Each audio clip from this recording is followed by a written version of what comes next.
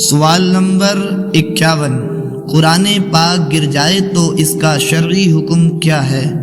کیا قرآن پاک کو تول کر اس کے وزن کی برابر غلہ وغیرہ یا گیہوں وغیرہ صدقہ کرنا واجب ہوتا ہے؟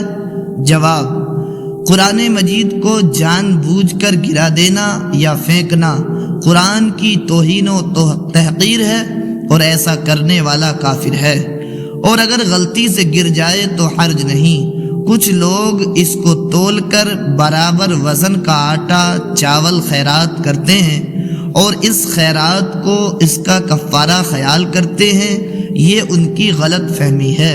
صدق دل سے توبہ و استغفار کرے، یہی کافی ہے۔ پھر بھی اگر بطور خیرات کچھ راہ خدا میں خرچ کر دے تو یہ اچھی بات ہے اور نہایت بہتر و مناسب ہے، مگر وزن کر کے دینا یہ ضروری نہیں بلکہ جہالت ہے۔ علامہ تطہیر صاحب قبلہ تحریر فرماتے ہیں کہ قرآن شریف کو تولنا اور اس کے وزن کے برابر کوئی اناج غلہ وغیرہ خیرات کرنے کا کفارہ سمجھنا یہ بیکار کی بات ہے، غلط فہمی ہے، لا علمی ہے۔